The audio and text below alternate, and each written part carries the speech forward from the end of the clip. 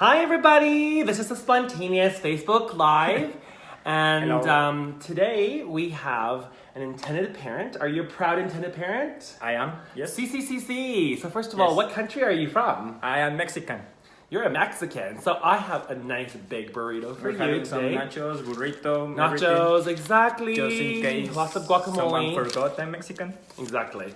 So today we're going to be talking a little bit about communication. And the most important ingredient in a relationship is trust. So there's a lot of trust between an intended parent like yourself and your surrogate mother. And the second most important ingredient is actually communication. In order to build trust, communication is a must. So intended parents and gestational surrogates choose how much communication they would like to have. Some talk or text every day. Others, they may just text once a week, maybe even. So others prefer to communicate after doctor's appointments and prenatal tests. So today we have you, thank you so much, to talk about your experiences. Where are you at in your surrogacy journey at the moment? Well, I'm already in the last stages. My baby could be here any day now. Right. So I'm really excited and nervous. You have a baby burrito. A baby burrito, a baby girl burrito. So we're really happy, my husband and I. Okay, perfect, wonderful.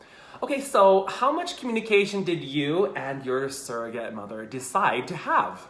Well, since the beginning, we've been really close. We've been communicating with WhatsApp.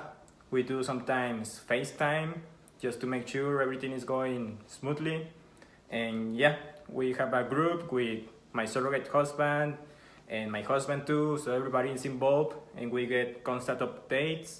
We get some videos when the surrogate goes to the midwife appointment. Mm-hmm. She sends videos and we hear the heartbeat of the baby. So it's really nice. We have constant update. So did that just happen like that? Or have you ever met your surrogate mom until like this week, for example? Or how did that work? No, I met her in Texas for the transfer. Texas, yeehaw. Yeah. Because that's located the clinic. That's where the clinic is located. Mm-hmm. And we had dinner and then we had the transfer. It was amazing. It was really quick. And then we had... But there was at least some form of face-to-face, right? Yeah. Mm-hmm. Yeah. Okay. That's really good to build trust too. At least you can meet somebody. And we've been communicating so long. And okay, so then when you first met, and then later you continued. Did you get to meet her again afterwards, or just until a few days ago when I'm here for the baby? The baby's gonna arrive. Yeah, exactly. Been hanging out, so having a good time. So what kinds of tools? You talked about WhatsApp, you talked about FaceTime. Are there any other tools that you can think of that other surrogates and their intended parents could be using as well too? Well, I think those are the ones that we are using the most, mostly because WhatsApp is the one people use the most in Mexico. Mm-hmm. And I can have it in my computer, so it's easier to me. It's on your computer as well. To have it like 24/7. But sometimes some emails with important information, but yeah, mostly messages. Okay, messages. Yeah, some of our other surrogates at Proud Fertility, they do Skype, they do Google Hangouts, they do SMSs, even just regular plain old phone calls too. Okay. Now, how has the communication between you and your surrogate mother kind of evolved? Was it a lot in the beginning or a little bit at the beginning and then more at the end? How did that work out? I think it has stayed mostly the same during the whole journey, because since the beginning we've been close and trusting each other, and we don't want to annoy her all the time. You're so annoying, right? Yeah, so we're giving her some space too. So. Okay, so now, how is the way you communicate today different from how you communicated in the beginning of your journey? I don't know, maybe. No? Like I said, it's been mostly, since the beginning, a really good connection, a really good relation. She's a wonderful woman. We don't have any bad thing to say about her. We love her, and we're close, and I don't know. It's been great since the beginning. Okay. So I think some of the things that we have at Proud Fertility is sometimes an intended parent might not know if they should talk to their surrogate more, and the surrogate sometimes want to share, and they don't know if the intended parent is too busy, or maybe the other way around too. Like you don't know if the other person's busy. You may or may not have had that. Is there some advice that you would give to that person, or the different intended parents or surrogates? Yeah, like you should trust the surrogate and well trust each other.